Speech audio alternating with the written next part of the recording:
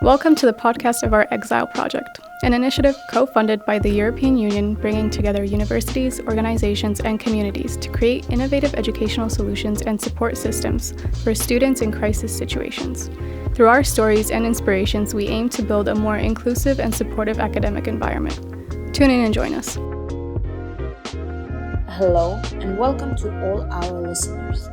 My name is Gabija Lapinskaitė and I'm the EXIL project coordinator at Kaunas University of Technology. Today I'm pleased to introduce our guest, Associate Professor Dr. Asta Daunorienė. She is the head of the EDU-Lab Teaching and Learning Competence Center. This episode is a part of the EXIL project, an initiative that aims to improve the integration of displaced students and to raise awareness of the important role higher education institutions play in responding to humanitarian crises. In today's episode, we will focus on flexible learning pathways for refugee students. We will explore how higher education institutions can recognize prior learning, provide effective language support, and expand access through online education. We will discuss practical strategies, institutional responsibilities, and innovative approaches that help create more inclusive and accessible learning environments. So, Asta, thank you for joining us, and let's begin with our discussion. So, my first question for you would be, can you share from your professional perspective and experience how higher education institutions need to change in order to genuinely respond to the needs of students who have experienced forced displacement?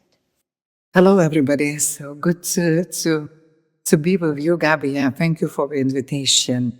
So first of all, I would like to start on a personal note. My professional journey has been shaped on the one central question: how can universities remain academically strong while responding to increasingly diverse and disruptive learning pathways? As the head of Teaching and Learning Center, I work closely with academic staff and university leadership on curriculum design, pedagogy, and institutional development. Students who have experienced forced displacement clearly show us where our systems are too rigid and where change is most urgently needed. So, responding to your first question, I would like to say that many universities are still designed for a standard student, someone who studies full-time, without any interruption, with a complete documentation. For students who have experienced forced displacement, this model is often simply does not work. These students arrive with fragmented academic histories, which it seems that they do not have the full scale of records of degrees.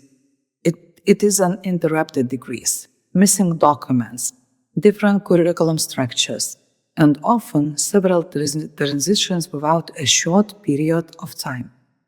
So traditional institutional systems were not designed with this reality in mind. So from a professional perspective, the key changes needed is connected with coordination. Inclusion cannot rely on individual goodwill or isolated solution. It requires coordinated institutional responses across admission, recognition, teaching, language support, and student services. European-level research, including recent work coordinated by European University Association, shows that institutions with strategic inclusion approaches achieve better outcomes. The difference is that the recognition is not treated as a purely administrative task, but as a part of a broader inclusion and educational quality strategy. Integration itself must be understood as a journey, from access to participation to belonging and ultimately to empowerment. So, thank you, Asta, of that broad explanation and to introducing yourself and about your experience, and also the really deep dive about the institutions and the needs of students who experience forced displacement. And my second question is what you think, and maybe you have experience in that, and I think you have, how can that partial recognition of previous learning can make a real difference for the refugee students? Thank you, Gabija, for the question. I think that partial recognition is often underestimated. In practice itself, it can be decisive. Even recognizing a limited number of ECTS credits reduces academic workload and creates a space for language learning, adapting new culture, and rebuilding confidence. For many students, this space is that helps them to stay in their studies. Professionally, I see that partial recognition is not a compromise, but it is an important support. Even limited recognition builds students' confidence and helps them to avoid unrealistic solutions, like studying in two systems at the same time, just to avoid losing the progress. At the European level, Lisbon Recognition Convention clearly supports fair and flexible recognition for refugees and displaced learners, including when documentation is incomplete. This message, or the message itself, is really simple. Lack of paperwork should not automatically mean lose the learning process. Thank you, Asta, for your answer. And now I want to ask you more about language support as a foundation for academic success. What do you think, how do language barriers typically affect EXIL students? Language barriers affect nearly every aspect of daily academic life. I think that students may struggle to understand lectures and materials, participate in discussions and group work, and succeed in assessment and academic writing. Beyond academics, language barriers also intensify isolation. When students cannot fully participate in the classroom interaction or informal peer communication, exclusion becomes a lived experience rather than an abstract concept. Also, I want to ask more about the lectures. How you think they can support students with limited language proficiency, but without lowering their academic standards? Okay, so students or supporting students' language needs does not mean lowering standards, not at all. What really makes the difference is language-aware pedagogy. I think that the clear structure, explicit explanation, visual support, and transparent assessment criteria significantly improve accessibility. Integrating language development into the subject teaching, rather than treating it as an add-on, is particularly excessive. For example, faculty training and methodological guidance, I think, is crucial. What we consistently see is that even small pedagogical adjustment can have a significant impact on an engagement, on a success for all students. Thank you for your answer, and to explore more about the language support. But now I want to move on online and flexible learning pathways. And my question is, in your view, when does online or blended learning comes an opportunity for refugee students, and when it become a risk? Thank you for really meaningful question. I think that when academia have to balance face-to-face learning and online learning. So I think that online and blended learning become an opportunity when they offer real flexibility, reduced cost, adaptable schedules, and compatibility with really complex life situations. sometimes they become a risk when flexibility replaces interaction, and this is a challenge. I think that in some of the cases, reduced contact, increased isolation, and intensified language are really concerns for all academia. Experiences shows that online learning alone are really and rarely ensures inclusion. I think that in this case, academia have to find the solution, how to find the balance between online teaching and face-to-face teaching in order to promote inclusivity, in order to help those students to integrate in the academic life and the university environment. So I think that we have to think from the perspective of resilient student, from a perspective who faces some of the challenges, and try to find the best solutions, how to help them feel integrated.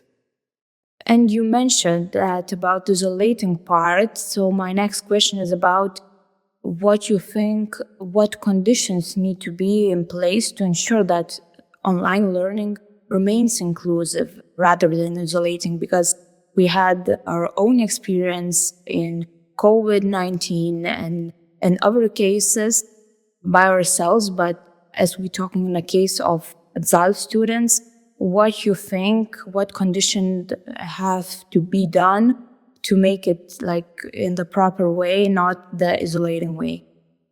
Thank you for the question. Today I see even more challenges.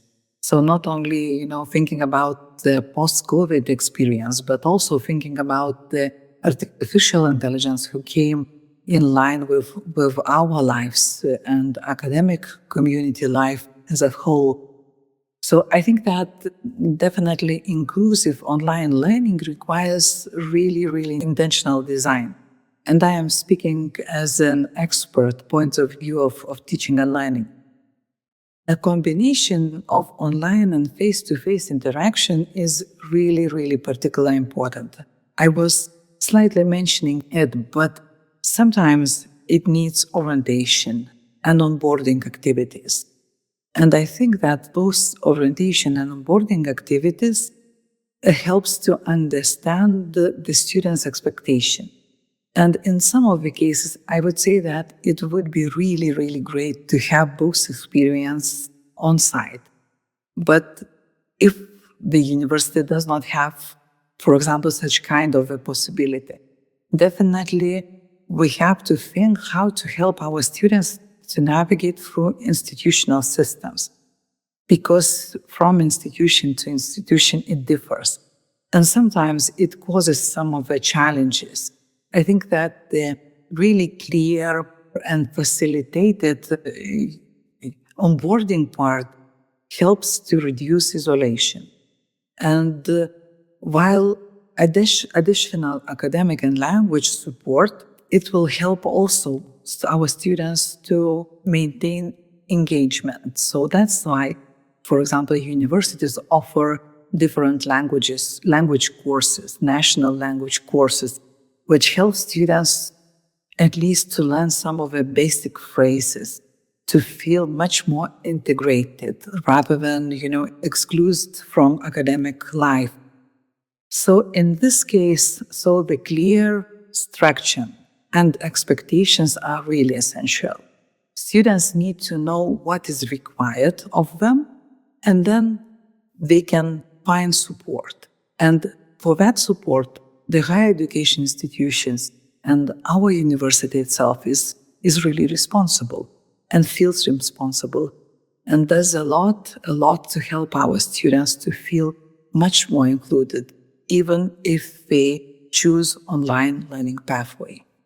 Thank you for your answer. And now I want to dive more deeper to that institutional role and the future lessons, what you already mentioned about the importance of the university and its processes. So what role do teaching a learning competence center play in making these approaches sustainable within university?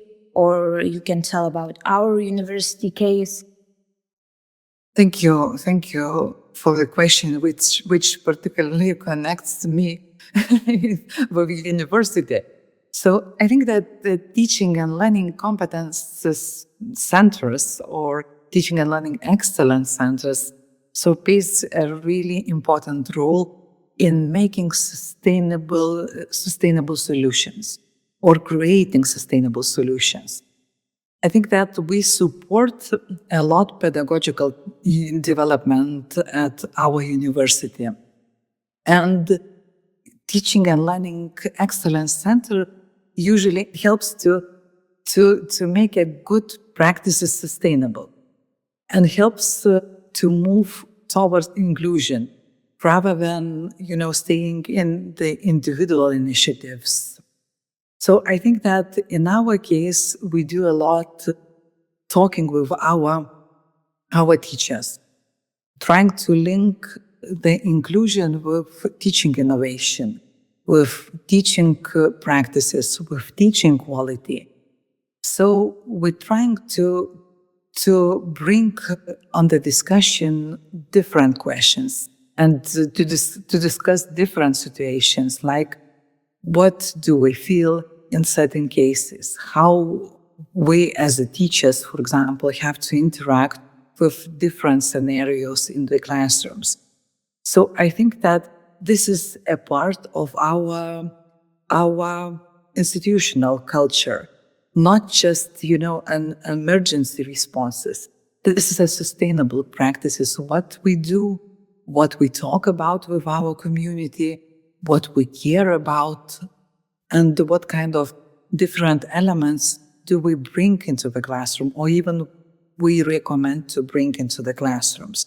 So I think that in this case, we really try to find the different solutions and to foster discussions about different situations, about the challenges of exiled students, about the challenges of the students who transit from one educational experience to another, and definitely to make an aware about it our teachers, and to feel or to invite them to create different solutions, to create different opportunities for our students to feel much more integrated, to make a sense of belonging, that you are a part of this academic community. Thank you, Asta, for that broad answer. And you such expert in that and really heard that and feel that. Thank you for sharing your experience and your knowledge.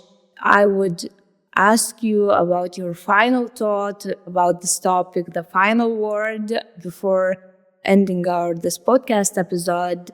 Is there something you want to share and add more?